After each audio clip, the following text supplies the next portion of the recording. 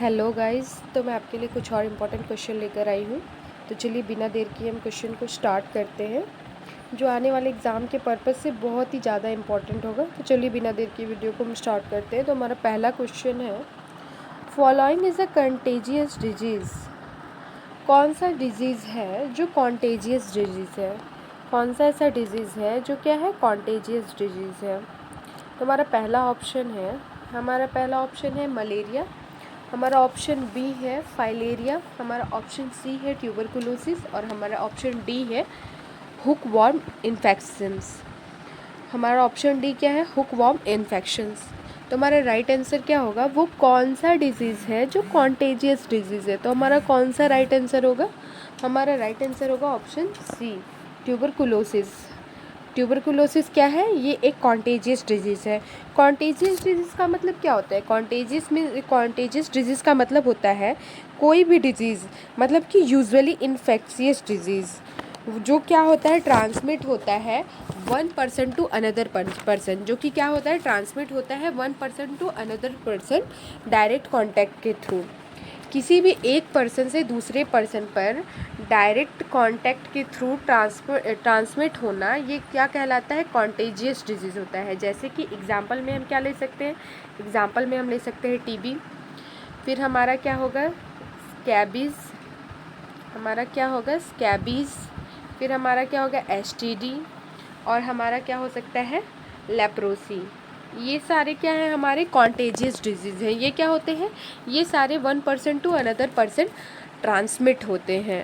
अब चलिए इसी के साथ हम बात कर लेते हैं कम्युनिकेबल डिजीज़ की। तो कम्युनिकेबल डिजीज़ का मतलब क्या होता है? कम्युनिकेबल डिजीज़ का मतलब होता है कि वो डिजीज़ जो डायरेक्टली या इनडायरेक्टली एक पर्सन से दूसरे पर्सन में ट्रांसमिट होते हैं। वो कौन से डिजीज़, वो डिजीज़ जो एक पर्सन से दूसरे पर्सन में ट्रांसमिट होते हैं। तो जैसे कि क्या होगा, हमारा मलेरिया, ऑप्शन बी हमारा क्या होगा, फाइलेरिया, और दूसरा क्या होगा हमारा, फाइलेरिया। ये क्या है, ये हमारे मतलब कम्युनिकेबल डिजीज़ है। ये क्या होते हैं, एक पर्सन से दूसरे पर्सन में ट्रांसमिट होते हैं। और ये किसके, मलेरिया और फाइलेरिया किसके थ्रू ट्रांसमिट होते हैं? ये मलेरिया और फाइलेरिया मॉस्किटो के काटने से ट्रांसमिट होते हैं। ये दोनों किसके काटने से ट्रांसमिट होते हैं? ये मॉस्किटो के काटने से ट्रांसमिट होते हैं, ना कि किसी के कांटेक्ट में, मतलब किसी के भी डायरेक्ट कांटेक्ट में आने से ट्रांसमिट होते हैं। चलिए अब नेक्स्ट क्वेश्चन की बात कर लेते हैं। तो हमारा नेक्स्ट क्वेश्चन क्या है, हमारा नेक्स्ट क्वेश्चन है, tuberculosis is periodically spread by. Tuberculosis क्या है, पेरियोडिकली स्प्रेड किस होता है? हमारा ऑप्शन ए है फॉर्मेटीज़, ऑप्शन बी है हमारा ड्रॉपलेट्स, ऑप्शन सी है हमारा फूड, और ऑप्शन डी है हमारा वेक्टर। तो हमारा राइट आंसर क्या होगा, ट्यूबरकुलोसिस किसके थ्रू ट्रांसमिट होता है? तो ट्यूबरकुलोसिस जो भी है हमारा ट्यूबरकुलोसिस किसके थ्रू ट्रांसमिट होता है? तो ड्रॉपलेट इन्फेक्शन के थ्रू ट्रांसमिट होता है। हमारा ट्यूबरकुलोसिस ड्रॉपलेट इन्फेक्शन के थ्रू ट्रांसमिट होता है। मतलब ये जो भी ट्यूबरकुलोसिस ट्रांसमिट होता है, जो भी ड्रॉपलेट न्यूक्लियाई होता है, जो भी हमारा ड्रॉपलेट न्यूक्लियाई होता है, वो क्या होता है, वो जनरेट करता है कि ये जो ड्रॉपलेट न्यूक्लियाई होता है वो किसकी वजह से स्प्रेड होता है? ये स्प्यूटम पॉजिटिव पेशेंट की वजह से स्प्रेड होता है। ये किसकी वजह से स्प्रेड होता है? जो भी स्प्यूटम पॉजिटिव पेशेंट होते हैं उनकी वजह से स्प्रेड होता है। और ये कब स्प्रेड होता है? ये तब स्प्रेड होता है जब भी पेशेंट कफिंग करता है, स्नीजिंग करता है, स्पिटिंग करता है, तब ये स्प्रेड होता है। मतलब खांसता है, छींकता है या फिर बोलता है, तो ये जो भी हमारा ट्यूबरकुलोसिस है, ये हमारा क्या करता है, ड्रॉपलेट इन्फेक्शन के थ्रू ट्रांसमिट हो जाता है। ये क्या होता है, हमारा ड्रॉपलेट इन्फेक्शन के थ्रू ट्रांसमिट हो जाता है। चलिए अब नेक्स्ट क्वेश्चन की बात कर लेते हैं। तो हमारा नेक्स्ट क्वेश्चन क्या है, हमारा नेक्स्ट क्वेश्चन है, among these which anti tubercular drug will damage eighth cranial nerve, वो कौन सा एंटी ट्यूबरकुलर ड्रग है जो एट्थ क्रेनियल नर्व को डैमेज करता है? वो कौन सा एंटी ट्यूबरकुलर ड्रग है जो एट्थ क्रेनियल नर्व को डैमेज करता है? तो ऑप्शन क्या है हमारा? ऑप्शन ए है हमारा इथम्ब्यूटोल, ऑप्शन बी है हमारा INH यानी कि आइसोनियाजिड, ऑप्शन बी क्या है हमारा? आइसोनियाजिड, ऑप्शन सी है हमारा पायराजिनामाइड, ऑप्शन सी है हमारा पायराजिनामाइड और ऑप्शन डी है हमारा स्ट्रेप्टोमाइसिन। ऑप्शन डी क्या है हमारा? स्ट्रेप्टोमाइसिन। हमारा क्वेश्चन क्या है? वो कौन सा एंटी ट्यूबरकुलर ड्रग है जो एट्थ क्रेनियल नर्व को क्या करता है? डैमेज करता है। किसको डैमेज करता है? एट्थ क्रेनियल नर्व को डैमेज करता है। तो हमारा राइट आंसर क्या होगा? हाँ, हमारा राइट आंसर होगा स्ट्रेप्टोमाइसिन। हमारा राइट आंसर क्या होगा? Option D streptomycin. ये जो हमारा होता है एमिनोग्लाइकोसाइड, ये एक तरह का एंटीबायोटिक्स है। कौन सा? ये जो हमारा होता है एमिनोग्लाइकोसाइड, ये क्या होता है हमारा? ये एक तरह का एंटीबायोटिक ही होता है जो इंक्लूड किसको किसको करता है? इंक्लूड करता है स्ट्रेप्टोमाइसिन को, अमीकासिन को, उसके बाद फिर किसको? जेंटामाइसिन को, फिर टोब्रामाइसिन को। ये सारे इन सारे को कौन सा इंक्लूड करता है? ये जो है हमारा एमिनोग्लाइकोसाइड, ये इंक्लूड करता है अमीकासिन, जेंटामाइसिन, स्ट्रेप्टोमाइसिन और टोब्रामाइसिन। ये सारे क्या है? एंटीबायोटिक हैं। और ये क्या करता है? ये जो हमारा है स्ट्रेप्टोमाइसिन, ये क्या करता है? हमारा जो भी एट्थ क्रेनियल नर्व है उसको क्या करता है? डैमेज कर देता है। स्ट्रेप्टोमाइसिन क्या करता है? एट्थ क्रेनियल नर्व को डैमेज कर देता है। और एट्थ क्रेनियल नर्व को हम क्या कहते हैं? एट्थ क्रेनियल नर्व को हम वेस्टिबुल कॉक्लियर नर्व कहते हैं। क्या कहते हैं हम? वेस्टिबुल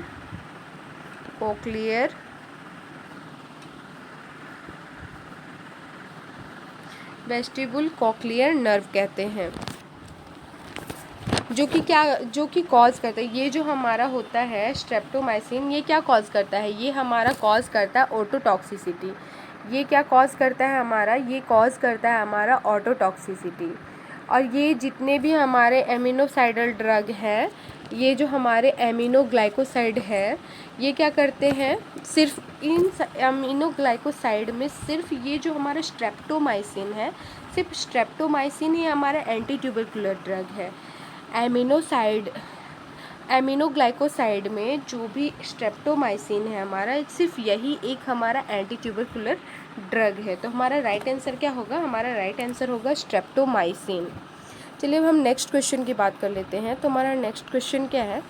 हमारा नेक्स्ट क्वेश्चन है ए 30-year-old प्रेग्नेंट वुमेन, एक 30 साल की प्रेग्नेंट वुमेन है जो डायग्नोज हुई है किससे? पल्मोनरी ट्यूबरकुलोसिस से। जिसका डायग्नोस्ड हुआ है तो क्या हुआ है? उसको पल्मोनरी ट्यूबरकुलोसिस हुआ है। तो which of the following anti tuberculosis drug should not be given? तो उसको कौन सा एंटी ट्यूबरकुलोसिस ड्रग नहीं देंगे? एक 30 साल की जो प्रेग्नेंट वुमेन है, उसको क्या हुआ है? उसको पल्मोनरी ट्यूबरकुलोसिस हुआ है। तो कौन सा ऐसा एंटी ट्यूबरकुलोसिस ड्रग है जो हम उसको नहीं देंगे? तो ऑप्शन ए है हमारा आइसोनियाजिड, ऑप्शन बी है हमारे रिफाम्पिसिन, ऑप्शन सी है हमारा स्ट्रेप्टोमाइसिन और ऑप्शन डी है हमारा इथम्ब्यूटोल। ऑप्शन डी क्या है हमारा? इथम्ब्यूटोल। तो हमारा राइट आंसर क्या होगा? अगर कोई भी प्रेग्नेंट वुमेन है तो हम उसको एंटी ट्यूबरकुलोसिस ड्रग में स्ट्रेप्टोमाइसिन नहीं देंगे। हम उसको क्या करेंगे? स्ट्रेप्टोमाइसिन नहीं देंगे, क्योंकि स्ट्रेप्टोमाइसिन क्या है? स्ट्रेप्टोमाइसिन कॉज करता है किसको? स्ट्रेप्टोमाइसिन कॉज करता है ऑटोटॉक्सिसिटी को। किसको कॉज करता है? ऑटोटॉक्सिसिटी को। और क्या कॉज करता है? और साथ में कॉज करता है नेफ्रोटॉक्सिसिटी को। और क्या कॉज करता है? नेफ्रोटॉक्सिसिटी को। तो और ये क्या करता है? ये स्ट्रेप्टोमाइसिन ऑटोटॉक्सिसिटी और नेफ्रोटॉक्सिसिटी को कहाँ कॉज करता है? ये कॉज करता है जो भी डेवलपिंग फीटस होता है ना, उसमें कॉज करता है। ऑटोटॉक्सिसिटी और नेफ्रोटॉक्सिसिटी कहाँ? डेवलपिंग फीटस में कॉज करता है। और ये क्या है, ये जो हमारा स्ट्रेप्टोमाइसिन है ये क्या करता है, प्लेसेंटा को हमारे क्रॉस कर देता है, हमारे क्या करता है, प्लेसेंटा को क्रॉस कर देता है। तो ये जो भी फीटस है उसके लिए बहुत ज़्यादा ही डेंजरस होता है। तो जो भी हमारी प्रेग्नेंट वुमेन होती है, हम उसको क्या दे सकते हैं, हम उसको आइसोनियाजिड देंगे, और उसको उसके साथ साथ क्या देंगे, आइसोनियाजिड देते हैं हम उसको पायरिडॉक्सिन ड्रग के साथ। आइसोनियाजिड देते हैं किसके साथ, हम उसको देते हैं पायरिडॉक्सिन ड्रग के साथ। चलिए अब नेक्स्ट क्वेश्चन की बात कर लेते हैं। तो हमारा नेक्स्ट क्वेश्चन क्या है, chikungunya is a non fatal illness. Chikungunya क्या है, एक नॉन फैटल इलनेस है।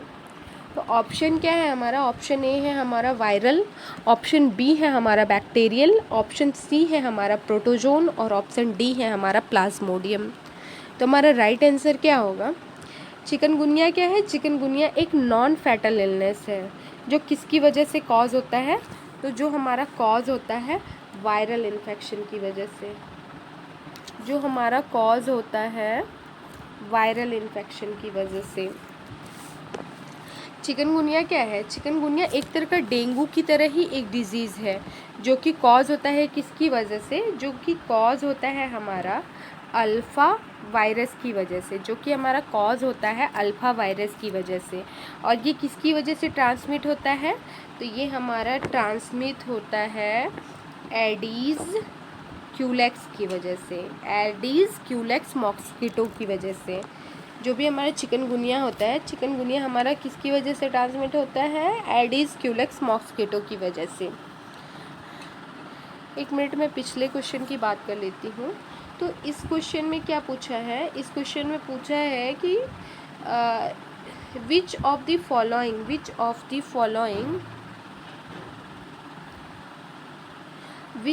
Following anti tuberculosis drug should not be given. मतलब वो कौन सा एंटी ट्यूबरकुलोसिस ड्रग है जो हम नहीं देंगे। तो हमारा राइट आंसर क्या होगा, हमारा राइट आंसर होगा ऑप्शन सी, स्ट्रेप्टोमाइसिन हम नहीं देंगे। लेकिन जो प्रेग्नेंट वुमेन हम उसको क्या दे सकते हैं, हम उसको आइसोनियाजिड दे सकते हैं। तो इस क्वेश्चन का राइट आंसर हमारा क्या होगा, ऑप्शन सी, स्ट्रेप्टोमाइसिन, जो कि प्रेग्नेंट वुमेन को नहीं देना है।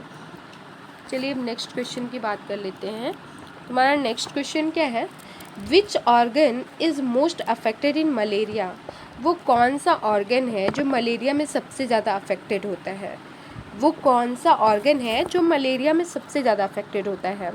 तो ऑप्शन ए है हमारा लीवर, ऑप्शन बी है हमारा स्प्लिन, ऑप्शन सी है हमारा किडनी, और ऑप्शन डी है हमारा हार्ट। तो हमारा राइट आंसर क्या होगा, मुझे आप कमेंट बॉक्स में बताइएगा, फिर मैं इस क्वेश्चन को नेक्स्ट वीडियो में बात करूँगी। अगर वीडियो अच्छी लगी हो तो वीडियो को लाइक और चैनल को सब्सक्राइब करना ना भूलें, ताकि आप नेक्स्ट और इससे अच्छी से अच्छी इन्फॉर्मेटिव वीडियो पा सकें। Thank you.